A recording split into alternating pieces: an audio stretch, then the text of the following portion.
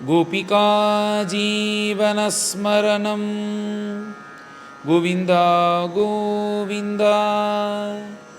सद्गुरु विठ्ठलदास महाराज की जय। ఈ అధ్యాయంలో పరమ భాగవతోత్తములైన పరీక్షిత్తు శుకాచార్యుల గురించి ఒక ప్రశ్న అడిగినారు. ఏమిటంటే, ప్రియవ్రతులు ఆయన రాజ్య పరిపాలన చేసేటప్పుడు ఎక్కడా చీకటి అనేది ఉండకూడదు అంటూ ఇంకొక రథాన్ని తీసుకొని ఆయన ఇలా సంచరించి వచ్చారే. అప్పుడు సంచరిస్తూ వచ్చేటప్పుడు 7 ద్వీపములు సృష్టి అయ్యాయి, తర్వాత 7 సముద్రములు సృష్టి అయిందని మీరు చెప్పినారే, వాటి గురించి అది ఎంత దూరం ఉంది, ఇవన్నీ మీరు విస్తారంగా చెప్పాలి అంటూ బ్రహ్మనిష్ఠుల దగ్గర ప్రార్థించి అడిగారు పరీక్షిత్ మహారాజా. ఇక్కడ ఏమిటంటే, ఈ పంచమస్కంధంలో చూసినారంటే 11వ అధ్యాయం పర్యంతం ఈ ప్రియవ్రతులు వాళ్ళ యొక్క వంశావళి అన్నీ ఎవరు చెరిదాకా రాజ్య పరిపాలన చేశారు అనేది వస్తుంది. దీని తర్వాత ప్రియవ్రతుల వల్ల ఏ భాగములు విభాగమైంది ఈ భూలోకంలో, అది ఎంతెంత దూరం ఉంది, ఎవరెవరు ఎన్ని వర్షాలు అంటే ఎన్ని దేశములుగా దాన్ని విభజించారు, ఎవరెవరు దాన్ని పరిపాలన చేశారు అని వర్ణించి, అంతేకాకుండా ఇంకా కూడా పైన ఈ పంచమస్కందంలో చూసారంటే సూర్యుడు, సూర్యమండలం, జ్యోతిషం, తర్వాత నరక వర్ణన పర్యంతం అతల వితల సుతల తలాతల రసాతల మహాతల పాతాల అంటూ ఈ లోకములు అన్నీ వర్ణించి చివరిగా నరక వర్ణనము వర్ణిస్తారు బ్రహ్మనిష్ఠులు. అలాగే చూసినారంటే 16వ అధ్యాయం నుంచి 26వ అధ్యాయం వరకు మీకు ఏమొస్తుందంటే ఈ భూలోక వర్ణం అన్ని వర్ణనలు వస్తాయి. ఆయన అడిగినది ఈ భూలోకం గురించే, కానీ బ్రహ్మనిష్ఠులు అన్నీ విస్తారంగా చెప్పబోతారు పైన. అప్పుడు చెప్పేదానికి ప్రారంభించేదానికి ముందు శుకాచార్యుల పైన ఈ జగత్ సృష్టి అనేది భగవంతుని యొక్క మాయా లీలా వైభవం, అలాగ దాన్ని వర్ణించు వచ్చేటప్పుడు మొదట ఈ జంబూద్వీపాన్ని తీసుకొని వర్ణించేదానికి ప్రారంభించారు. ఈ జంబూద్వీపం అంటే మన ఈ భారతదేశం ఇవన్నీ కలిపి ఈ జంబూద్వీపాన్ని 9 దేశముగా విభజించారు. ఈయన విభజించాలంటే 8 పెద్ద పెద్ద పెద్ద కొండలు, వాటినితో పాటు దాని ఇలా 8 కొండల సరిహద్దుల్లో 9 దేశాలుగా విభజించి ఈ జంబూద్వీపం అనేది ఉంది అంటూ ఈ జంబూద్వీపాన్ని వర్ణించారు. ఈ జంబూద్వీపం అనేది మొత్తం 1,00,000 యోజన విస్తారంగా ఉంటుంది అని దీన్ని వర్ణించారు. అలాంటి విస్తారమైన జంబూద్వీపంలో ఇలావృత వర్షం అనే ఇలావృత దేశం ప్రధానంగా ఉంచుకొని ఈ ప్రపంచాన్నే ఆధారంగా ఉండే మహామేరు అనేది దీంట్లో నుంచి ప్రారంభమై ఉంది అంటున్నారు. అంటే ఈ మహామేరు అనేది మన కంటికి కనిపించదు. ఇది ఎలాగైతే ఒక మనిషికి ఈ మహామేరు వచ్చి ఈ ప్రపంచానికే వెన్నుముక్కలాగా, మనిషికి వెన్నుముక్కలనే కదా ఆధారంతోనే కదా శరీరం అనేది ఉంటుంది, అలాగా ఈ మహామేరు అనేది ఉంటుంది. ఇది ఎలాగైతే ఒక ట్రయాంగిల్ షేప్, పిరమిడ్ షేప్లో ఉంటుందంట. అది చూసేదానికి ఒక బంగారుమయమైన కొండలాగా పెద్ద విస్తారమైన కొండ, దాన్ని స్మరించకూడా లేం. ఎంత దూరం అని చెప్పేటప్పుడు 1,00,000 యోజన విస్తారంగా ఉండే ఆ కొండ అని వర్ణించారు. ఆ 1,00,000 యోజన విస్తారంగా ఉండే కొండ భూమి. భూమి అంటే ఇప్పుడు మనకు కళ్ళకు కనిపించే ఈ స్థావరమైన ఈ భూమి కాదు, ఈ భూమండలం. ఆ భూమండలం ఇలావృతం అనే ఆ దేశం అది భూమధ్యలో ఉండేలాగా చూసి భూమండలంకి పైన 42,000 యోజన దూరంలో ఈ బయటికి కనిపిస్తుంది. తర్వాత 58,000 యోజన అనేది లోపల భూమికి కింద ఉంది. ఈ 14 లోకములు ఈ మహామేరు యొక్క ఆధారంలో ఉంది అని బ్రహ్మనిష్ఠులు వర్ణించి ఈ మహామేరు దగ్గర ఏమేమి ఉన్నాయి, ఇవంతా ఎలా ఉంటుంది అని వర్ణించేదానికి ప్రారంభించారు. ఇవన్నీ ఏమిటంటే మనకు కళ్ళకు కనిపించవు, ఇవన్నీ వేరే డైమెన్షన్లో ఉండేవి. వాటిని దేవతలు, బ్రహ్మదేవులు వీళ్ళు మాత్రమే యాక్సెస్ చేస్తారు. ఇప్పుడు మన వల్ల దాన్ని చూడలేము, అది మన ఎక్కడుందని మనకి తెలియదు, కానీ అది ఉంది. ఆ ఆధారంలోనే ఈ ప్రపంచం అనేది ఉంది అంటూ బ్రహ్మనిష్ఠులు వర్ణించారు. ఈ ఇలావృతం అనే దేశం కూడా మధ్యలో ఉందని చెప్పాను. ఆ ఇలావృత వర్షం అనే దేశం నుంచి ఉత్తర దిక్కున రమ్యకం హిరణ్మయం కురు అంటూ 3 దేశములు, ఈ ఇలావృత దేశం అనేదే కదా మధ్యలో ఉందని అన్నారు. ఆ ఇలావృతం అనే దేశం నుంచి ఉత్తర దిక్కున రమ్యకం హిరణ్మయం కురు అనే 3 దేశములు. ఆ 3 దేశములు విభజించేది ఏదంటే 3 పర్వతములు. నీలన్, నీలహ, శ్వేత, శృంగవాన్ అంటూ 3 పర్వతములు 3 దేశముల్ని ఇలా సరిహద్దుల్లో దాన్ని విభజించి ఈ 3 దేశములకు ఉప్పు సముద్రమే వచ్చి సరిహద్దుగా ఉంది.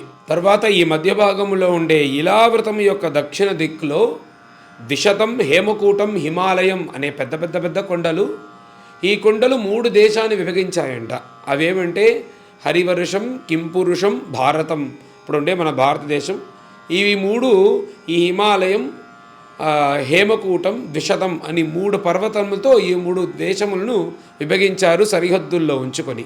ఈ ఇలావృతం యొక్క పడమర దిక్కున మాల్యవాన్, గంధమాదనుడు అనే 2 పర్వతములు, మాల్యవాన్, గంధమాదన అనే 2 పర్వతములు సరిహద్దుల్లో ఉంచుకొని హరివర్షం, భద్రాశ్వం అనే 2 దేశములను విభజించారు. ఈ మేరు అని చెప్పినారు కదా, ఈ మేరుకి 4 పర్వతముల ఆధారంగా ఉందంట. మందరం, మేరుమందరం, సుపార్శ్వం, కుముదం అంటూ 4 పర్వతముల ఆధారంలో ఈ మేరు అనేది ఉంది అని వర్ణించారు. అలాంటి పర్వతంలో 4 వృక్షాలు ముఖ్యంగా ఉన్నాయి. మొదటిది మామిడి పండు వృక్షం, తర్వాత నేరేడు పండు వృక్షం, కదంబ వృక్షం, తర్వాత మర్రి చెట్టు, మర్రి వృక్షం, మర్రి చెట్టు. ఇలాగా ఈ 4 చెట్లు ముఖ్యంగా ఉన్నాయి. ఇవన్నీ మనం ఇప్పుడు ప్రపంచంలో చూసే చెట్టులాగా ఉండవు. అవన్నీ బ్రహ్మాండంగా ఉంటాయి.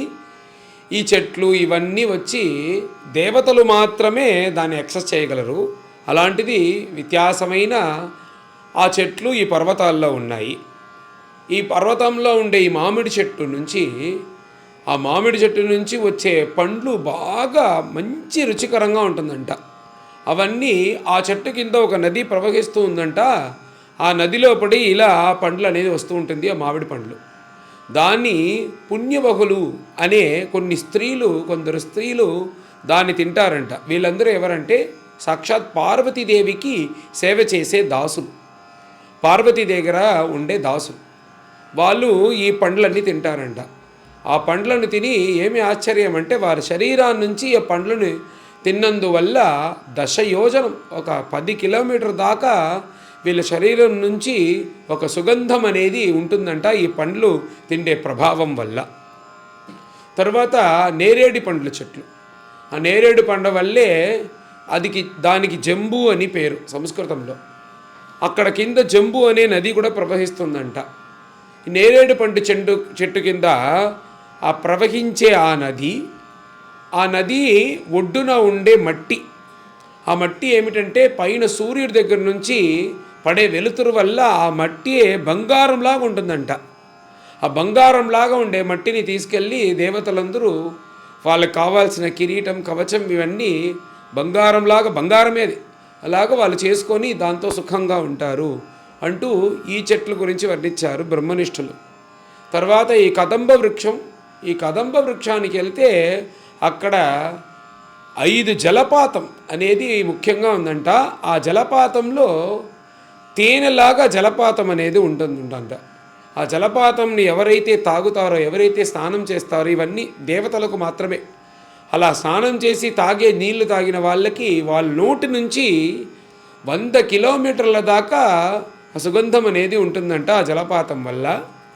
తర్వాత ఆ మర్రి చెట్టు అన్నాను కదా, ఇంకొక మర్రి చెట్టు పర్వతంలో, ఒక పర్వతంలో ఉండే మర్రి చెట్టు. ఆ మర్రి చెట్టు కింద ఏమిటంటే పాలు, తర్వాత పెరుగు, నెయ్యి, తేనె, బెల్లం ఇవన్నీ ఉత్పత్తి అవుతుందంట. ఇవన్నీ మన లౌకికంగా ఇప్పుడు భూలోకంలో దొరికే పాలు, తైరు, నెయ్యిలాగా ఉండదు. అది దేవతా సృష్టి. అది ఒక విపరీతంగా ఉంటుంది. అది దేవతలకు మాత్రమే. అది ఎవరైతే తాగుతారో వాళ్ళకి వ్యాధి అనేది, జబ్బు అనేది రాదు. తర్వాత ముసలితనం అనేది ఉండదు. ఇప్పుడు మన ఎండలో సంచారం చేసినా అంటే మన శరీరం పైన నల్లగా ఒకటి ఫామ్ అవుతుంది కదా, అది వాళ్ళకి రాదు. మంచుకి వెళ్ళినామంటే దానివల్ల ఉండే బాధ అనేది ఉండదు. ఎప్పుడు పుష్టికరంగా ఉంటారు, వాళ్ళకి జబ్బు అనేది ఉండదు. అలాగా ఈ మర్రి చెట్టు కింద ఉండే ఈ పాలు, పెరుగు, నెయ్యి అంతా తాగినారంటే ఇలాగ ఉంటుంది. వీటన్నిటినీ దేవతలు సహితం వాళ్ళకి మాత్రమే ఇది తాగేదానికి వీలవుతుంది, ఇది మన కళ్ళు కూడా కనపడదు, ఇది ఇంకో డైమెన్షన్లో ఉంది అంటూ బ్రహ్మనిష్ఠులు వీటన్నిటినీ ఇలా వర్ణించారు. వీటన్నిటినీ ఇలా వర్ణించి ప్రపంచం అనేది భగవంతుని యొక్క సృష్టి, ఇవన్నీ మనకు కళ్ళుకు కనిపించదు కానీ ఇవన్నీ ఉన్నాయి, ఇది దేవతా సహితం మాత్రమే, దేవతలకు మాత్రమే దీన్ని చూడొచ్చు అంటూ ఇలాగ వీటన్నిటిని వర్ణించి తర్వాత ఈ మేరు అనేది మనకు ఆధారంగా ఉందని చెప్పినారు కదా. ఆ మేరు యొక్క పైన, ఆ పర్వతం పైన మీరు చూసినారంటే అక్కడ ఒక నగరం అనేది ఉందంట, బంగారుమయమైన నగరం. ఆ నగరంలో సాక్షాత్ బ్రహ్మదేవులు ఉంటూ పరిపాలన చేస్తున్నారంట. అది బ్రహ్మదేవుల యొక్క ఆఫీస్ అంట, ఈ జగత్ సృష్టి చేసేదానికి.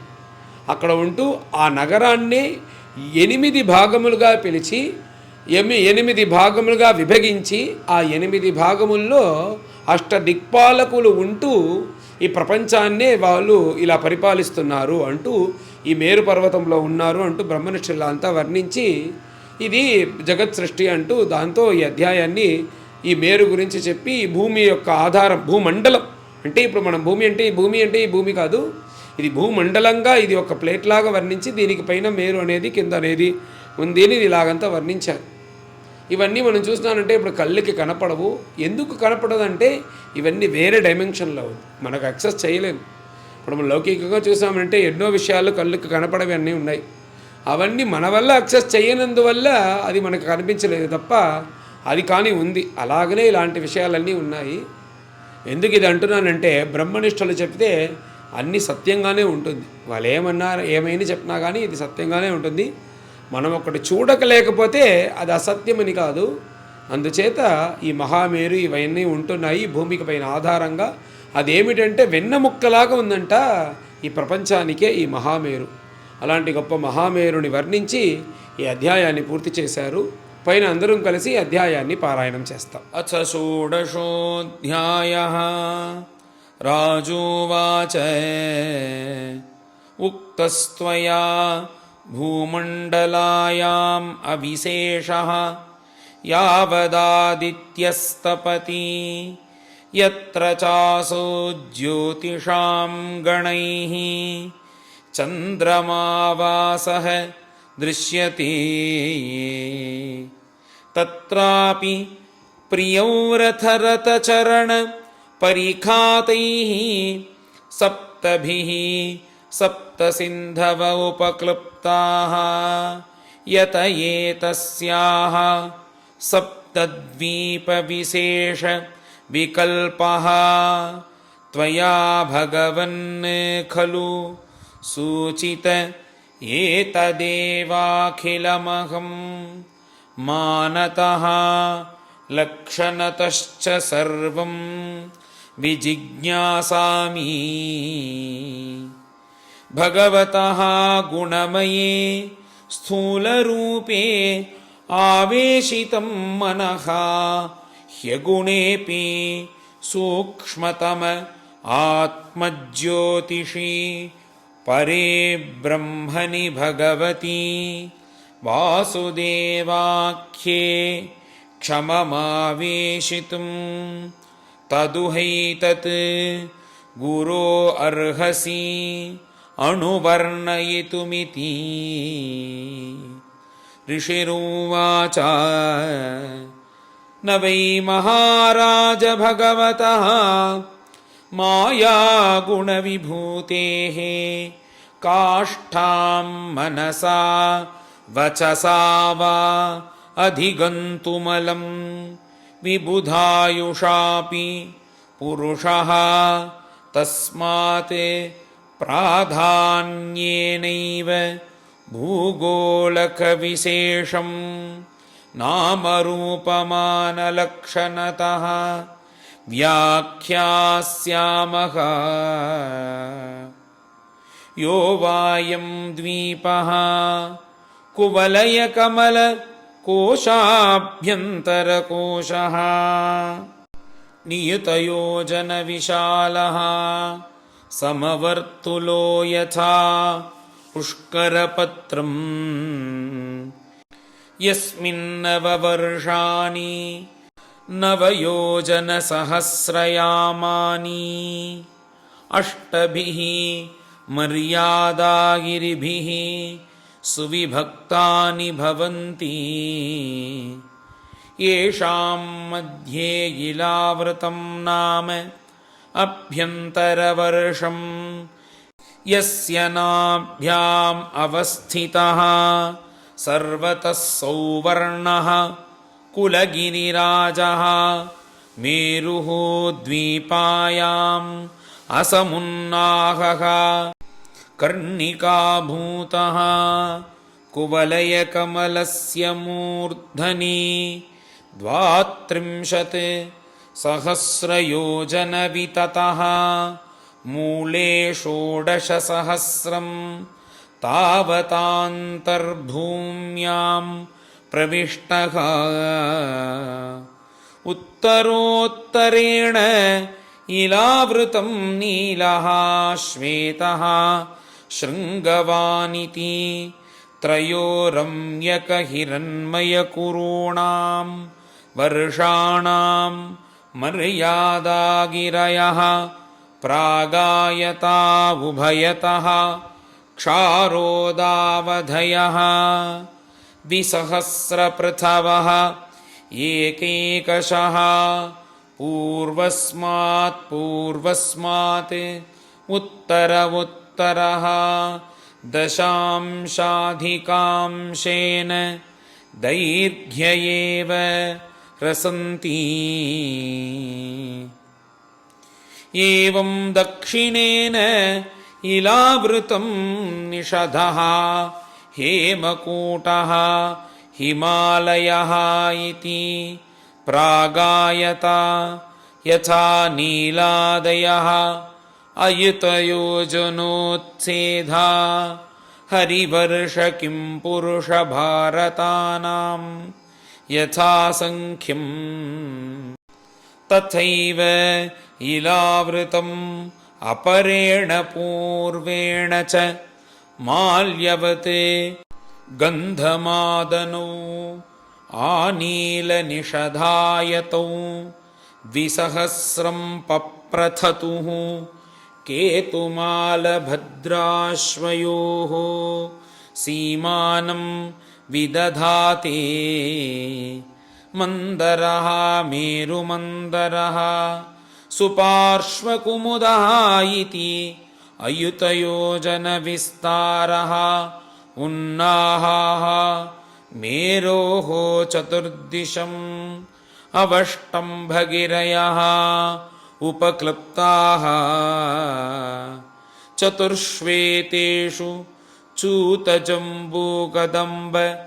न्यग्रोधाः 4 पादपप्रवराः पर्वतकेतव इव अधिसहस्रयोजन उन्नाहाः तावत् विटपविततयः 100 परिणाहाः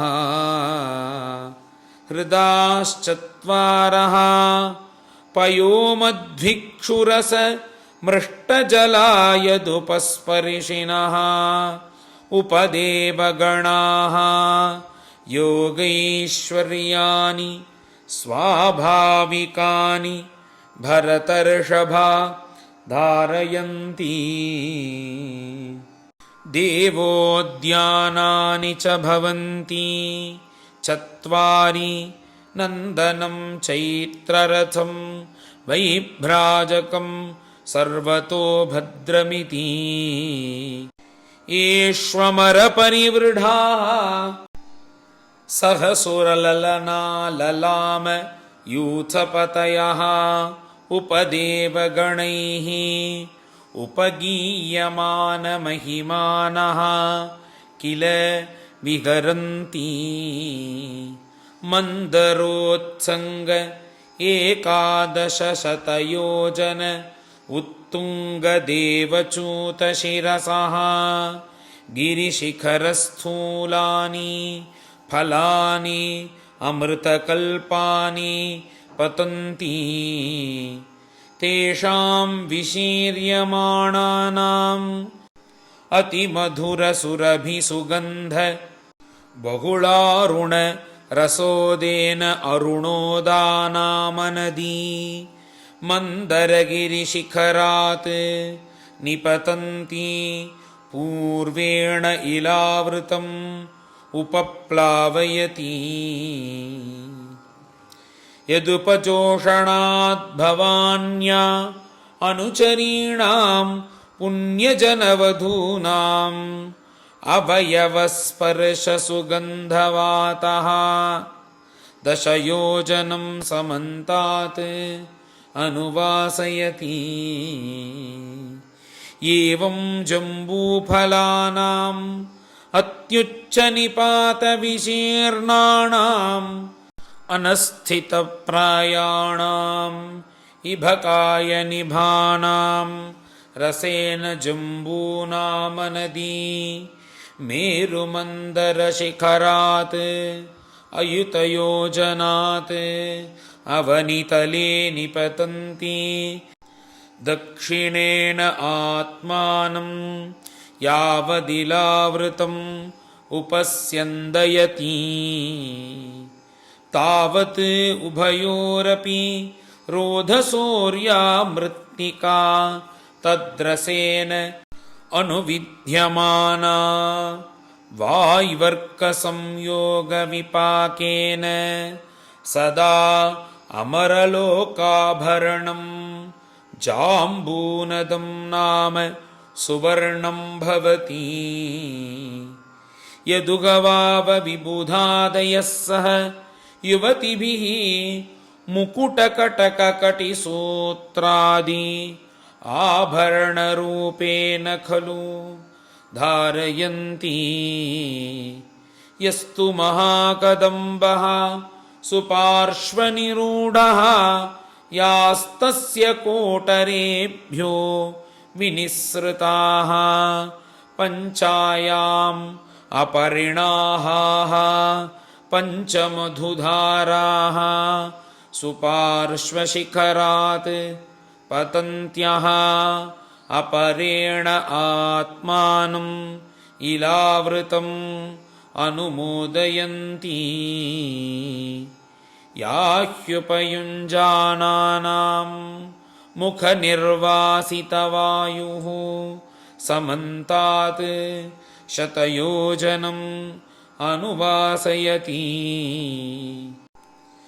एवं कुमुदनिरूढः यः शतवल्शो नाम वटस्तस्य स्कन्धेभ्यो नीचीनाः पयोदधीमधुघृत गुडान्नादि अम्बरशयनासनाभरणादयः सर्व एव कामदुघाः नदाः कामदुगाग्रात्